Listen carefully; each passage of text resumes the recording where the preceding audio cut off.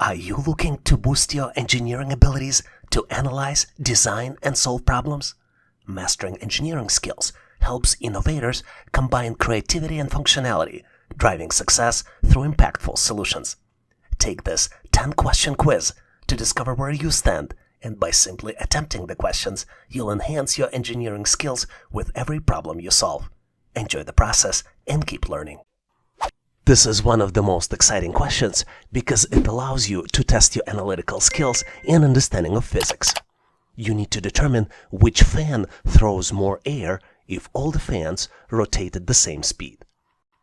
The choices are fan A, fan B, fan C, and last but not least, choice D, neither fan. Take a close look to see if you can come up with the answer. Are you ready? I am moving forward to share with you my version of the answer. And if you have a better way to solve it, please make sure to post in comments. As you might be well aware, there are two key factors to help determine the airflow rate. The first one is the size of the fan's blade, and the second one is rotational speed of the fan, which is measured in RPMs, which stands for revolution per minute. A fan with the larger blades can capture and move more air per revolution compared to the same fan design with the smaller blades. And this is exactly what we're dealing with here in this question. In addition, the rotational speed of the fan affects the airflow design. The higher RPM generally results in a higher airflow rate as the fan blades are able to move through the air at the faster rate. As you can see here, the fans A, B, and C all have the same design. This is why, given the fact that 3 fans have the same design but different sizes, the fan with the largest size will throw more air compared to the smaller fans. This is why the correct answer here is choice C. Did you get to the same answer? If not, please share your answer and rationale in comments. You would have to agree that solving this particular problem is like baking a cake. It requires the right ingredients, a bit of precision, and the end result is pretty sweet. I think that looking at each test question this way would be like looking at baking a piece of mosaic of your knowledge, contributing to the bigger picture of your abilities. In this question, you're presented with the set of gears, and you need to determine the direction of the last gear. Your choices for answers are choice A, CW, choice B, CCW, choice C, no movement, and last but not least, choice D, depends on X. Feeling challenged by this question? I totally understand. Remember though, that you are not navigating this path alone. Whether you're a problem-solving expert or a newcomer, I have full faith in your capabilities. Take a moment to gather your thoughts, tap into your imaginative side, and let's triumph over this challenge together. Your solution is almost ready and is definitely within reach.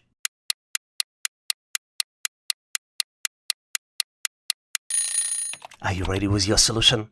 I hope you are, so let's move forward and compare our versions of the answer.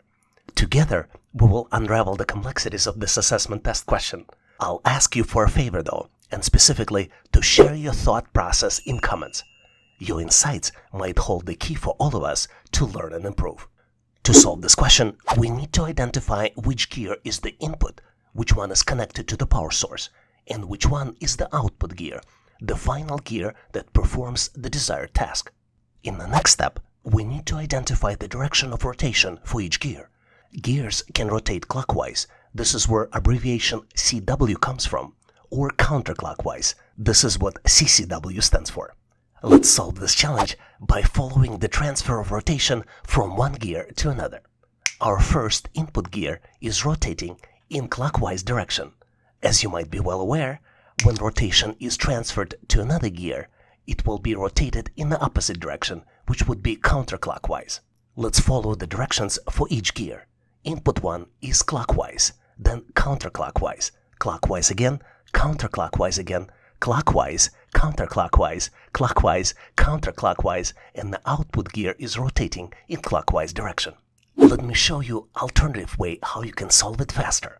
For example, if the number of gears in between input and output is odd, the last gear will rotate in the same direction as input gear. On the other hand, if the number of gears is even, the last gear will rotate in the opposite direction from the first gear. Let's look at the example. Let's look at the odd number of gears. The simplest odd number is 1. the rotation's transferred from input clockwise to the next gear counterclockwise, and then to the output, which would be clockwise again. On the other hand, if there's an even number of gears in between input and output, and the smallest even number is 2, you see how rotation converges from input clockwise to the opposite to input counterclockwise at the output gear. With this in mind, let's solve this challenge alternative way. Let's count number of gears in between input and output. There are 1, 2, 3, 4, 5, 6, 7 gears. And since there are 7 gears in between input and output gears, which is odd number, the direction of output gear will be the same as the direction of the input gear. So the correct answer here is choice A, CW, clockwise. Well, you can't argue with the author, Roy T. Bennett, who once wrote, "The only limits you have are the limits you believe." So let's approach this question with the mindset of unlimited potential, refusing to be constrained by self-imposed limitations. You are presented with the seesaw diagram, and you need to determine based on diagram how much force must be applied at X to balance the seesaw. Your choices are choice A, 4F, choice B, 2F, choice C, F divided by 2, and last but not least, choice D, F divided by 4. I might know what you're about to say about difficulty of this question, but remember, facing a challenging question on the assessment test can feel daunting, but every obstacle is an opportunity for your growth. Take a moment to gather your thoughts, trust in your abilities, and approach this question with determination and resilience. Together, we'll navigate through this challenge and emerge stronger on the other side.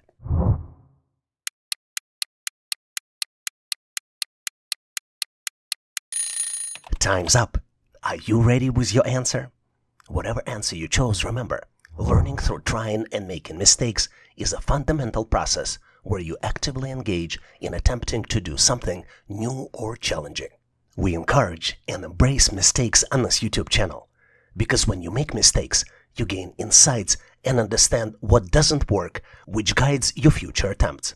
This hands-on experience and the lessons learned from the errors are crucial for you mastering new skills and knowledge. To answer this question, we need to understand how to balance the seesaw. And to balance it, you need to apply the same force on both sides at the same distances. For example, force F on the left is equals to force F on the right, which makes seesaw to balance. Let's look at other important components to better understand the question.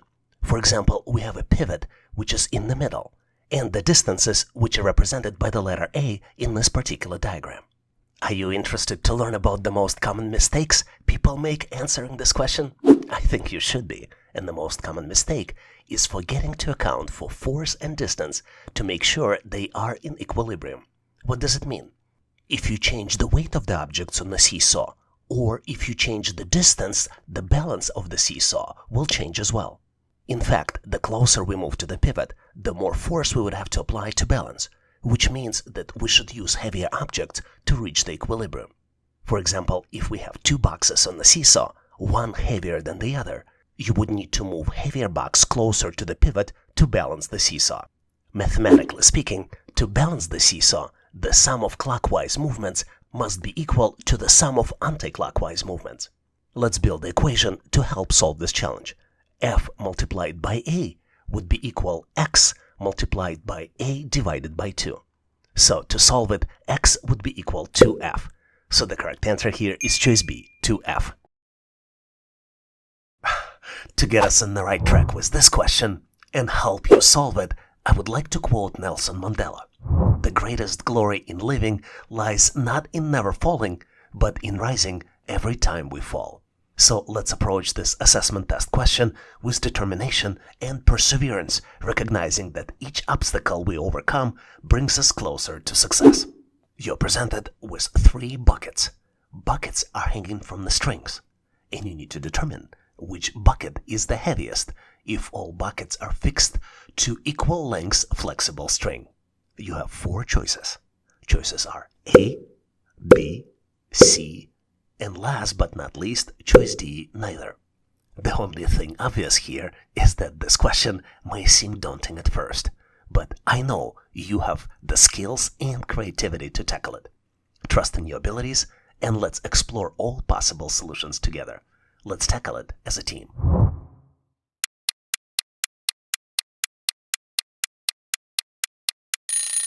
Are you ready to show your answer? I have no doubts that together we will decode this tough question. And I hope you did give it a try. Remember that every attempt, regardless of the outcome, contributes to your growth and development. To get to the answer, let's first look at the question in more details. We have 3 buckets. Each bucket is connected to the string connectors with the string of the same length. All string connectors are on the same string line. And what we can visually see is that bucket A is in the highest position, bucket B is a little bit lower, and the bucket C is in the lowest position. What does it tell us? What we know from physics is that when multiple objects are suspended from the flexible string, they will settle into the state of equilibrium. In the state of equilibrium, the tension in the string will be equal at all points along its length. However, due to the differences in weight, the heavier bucket will exert a greater downward force on the string compared to the lighter buckets. As a result, the heavier bucket will cause more tension in the string, causing it to sag lower compared to the lighter buckets. This visual cue of the lower position of the bucket C can give you an impression that the bucket C is heavier, even though it may or may not be the case in the reality. But here's the caveat. This would only be true if the distance between string connectors would be the same.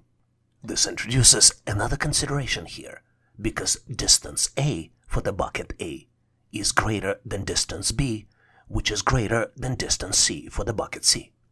Because the distance shortens between the string connectors, and distance A is greater than distance B, which is greater than distance C, this might explain why bucket B and bucket C is lower still. But it becomes obvious that because the distance between connector shortening, it's impossible to determine which bucket is the heaviest, since shortening of the distance from A to C can explain lower positioning of the bucket, even if buckets would have the same weight. Think about it, because it's very logical. Even if the buckets would be of the same weight, by shortening the distance between string connectors, you will be able to lower the bucket. Based on this, I can conclude that the correct answer here is choice D, neither. But this question is not as obvious. Do you have different considerations? Please make sure to share your thoughts and rationale in comments so we can all learn. To solve this question, we need to remember the spirit of Oprah Winfrey, who famously said, "Challenges are gifts that force us to search for the new center of gravity. Don't fight them. Just find a new way to stand." Let's embrace the challenge presented in this question, viewing them as opportunities to discover innovative solutions and approaches. You need to determine how submerged pencil will look in the glass of water. You're presented with 3 visual choices. Choices A, B, and C. And then there's the last choice D, neither. Do you think you know the answer? Well, just like a lot of things in life, this question may not be the easiest to solve. But I have full confidence that you have all the required skills and creativity to tackle it. And I know that you definitely will give it a try by pausing this video. Trust in your abilities, and let's explore all possible options together. Let's tackle this problem as a team.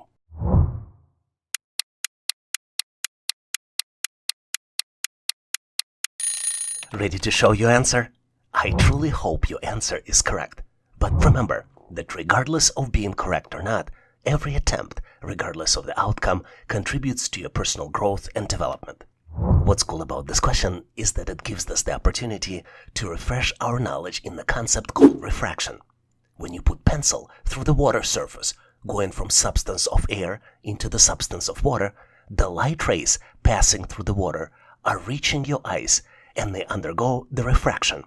Transition from air to water causes the angle of incidence to decrease, leading to a change in the angle of refraction, which bends the pencil's appearance due to the differences in refractive indices of air and water. Refraction can cause the pencil to appear bent or broken at the water surface, and to create optical illusions that affect our perception of objects. But what we know for sure is that it's definitely not going to look just like a regular pencil submerged. If you don't believe me, just try this easy-to-conduct experiment for yourself, which means that the correct answer here is choice B. Hopefully you've nailed this question and now know how to answer similar problems on the test. I think this question is not just about engineering, but also about your critical thinking and analytical skills. If you use the same bow to shoot arrows at angles of 45 degrees, 0 degrees, and 60 degrees, which angle will make the arrow travel the farthest? You have 4 possible choices. Choice A, 45 degrees. Choice B, 0 degrees. Choice C, 60 degrees. And last but not least, choice D, neither one. Take a close look to see if you can come up with the answer. On my end, I am moving forward to share with you my version of the analysis and answer, and obviously if you have a better way to solve it, please make sure to post in comments. Let's start by looking at the scenario where we shoot the arrow at 0 degrees, which ultimately means horizontal shot. When you shoot it at 0 degrees, it means you're firing it horizontally, parallel to the ground. In this case, the arrow initial velocity is responsible for its horizontal distance because there is no vertical component in its motion. What's interesting here is that the arrow will cover some horizontal distance, but it won't travel very far because gravity starts acting on it immediately, pulling it downward. Now let's compare it to shooting an arrow at a 60-degree angle.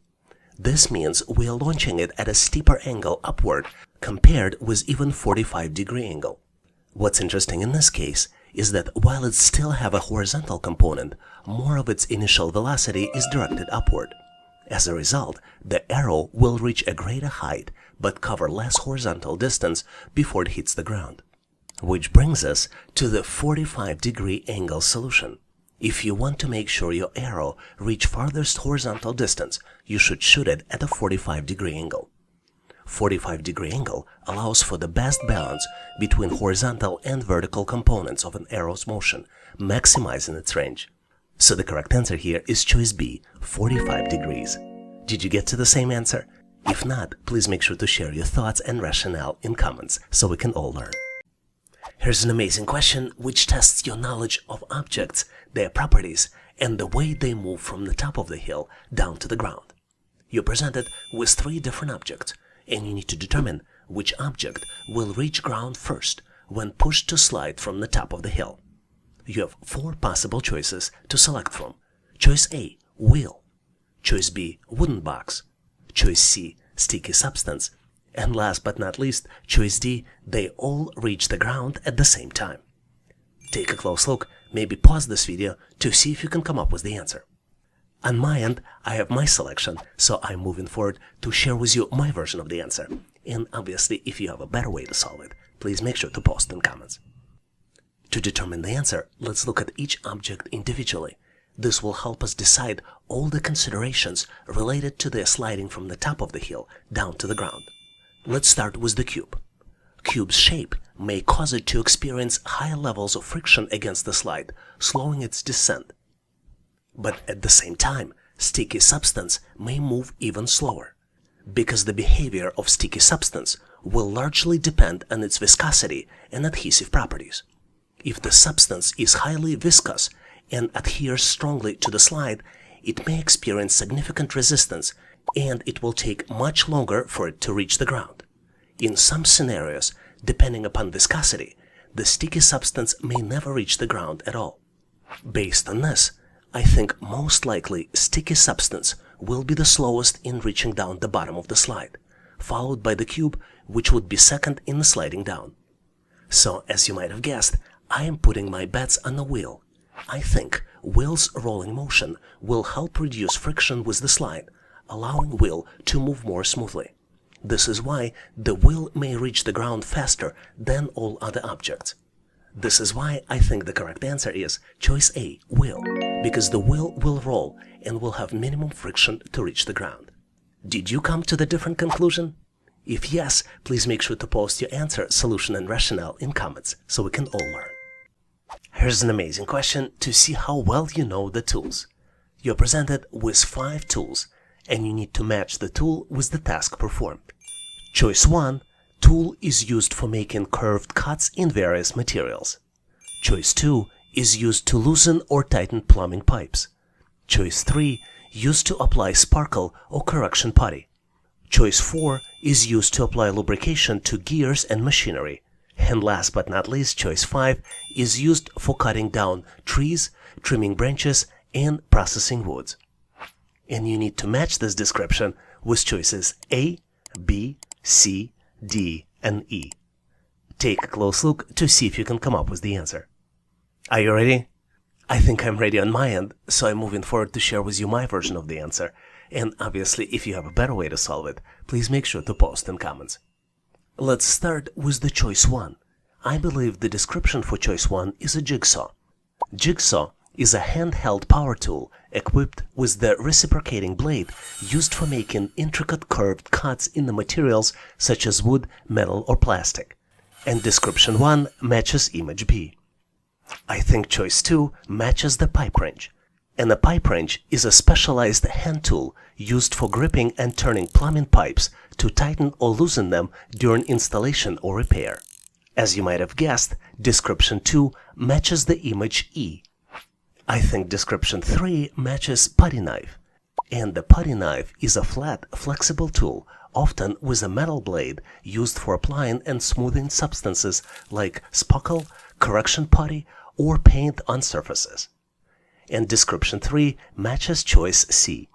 I think choice 4 is a grease gun. A grease gun is a handheld device designed for applying lubricating grease to machinery, gears, or bearings to reduce friction or maintain proper functioning.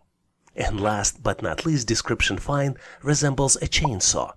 Chainsaw is a portable mechanical saw with a rotating chain of sharp teeth, commonly used for felling trees, cutting branches, and processing wood in forestry, construction, or landscaping. You can see grease gun matching image A and chainsaw matching image D. Did you come up with any other conclusions? Or maybe have some other thoughts about this question? Please make sure to post your feedback and rationale in comments so we can all learn. Here's an amazing question to test your knowledge of mechanical movement of objects. You're presented with the picture of person moving the object, and you need to determine if all objects weigh the same, which one will be easiest to move forward if the same person is pushing with equal force. You need to select one out of 4 possible choices. Choice A, person moving forward a cube. Choice B, person moving forward a hexagon.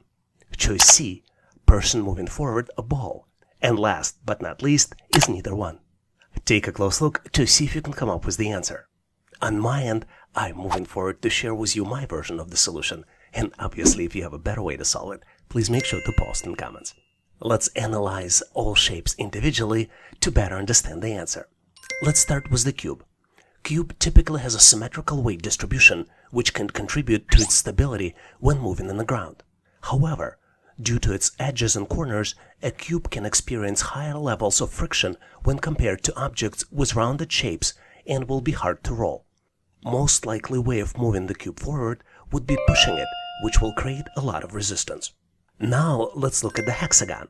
Hexagon has 6 sides, and the shape can vary depending upon the specific dimensions and proportions. Compared to a cube, a hexagon generally has fewer edges and corners, which reduces the friction and makes it easier to move on the ground by rolling. Even though it might be easier to move than the cube, the ease of movement will also depend on the specific dimensions and weight distribution of the hexagon. Which brings us to choice C, sphere or ball, which typically has a smooth surface. The absence of edges and corners reduces the contact area with the ground, which results in a lower friction. This makes it easier to move the ball forward by rolling on the ground, compared to objects with edges or corners. This is why choice C is correct. It will have minimum friction and will facilitate smooth movement with minimum resistance. Let's look at the question where you need to determine the trajectory after parachutists jump from the plane. Obviously, based on the wind and other external conditions, there would be multiple choices, but fortunately, you need to select only one out of 4 possible choices. choices A, B, and C. And if none of the choices A, B, and C is correct, you need to select choice D, which would represent neither one. Take a close look to see what is the parachutist's trajectory after jumping from the plane. I have full confidence in your skills and knowledge, so I'm moving forward to share with you my version of the answer. And obviously, if you have a better way to solve it, please make sure to post in comments. To better understand the answer, we need to determine what changes from when parachutist is inside the plane and when parachutist jumps from the plane. When parachutist is inside the plane, both the parachutist and the airplane are moving together in the same direction. When parachutist jumps from the plane, there are multiple forces that will determine the trajectory.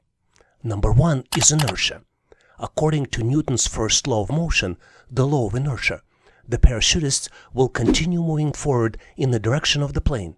Initially, the parachutist will have the velocity they had inside the plane, but they will slow down over time due to air resistance. Another force that will define the trajectory is the force of gravity.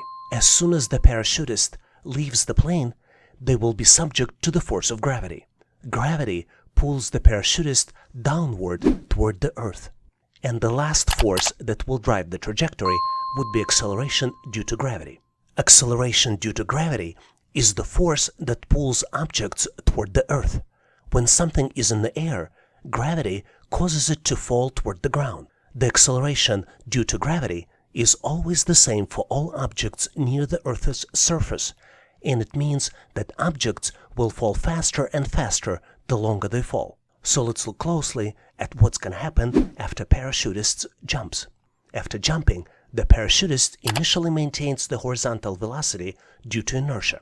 Once outside the airplane, they accelerate downward due to gravity until they reach terminal velocity. The deployment of the parachute increases air resistance, allowing for controlled descent, allowing parachutists to land safely. The closest answer that describes the solution is choice A. Is this what you got in your answer?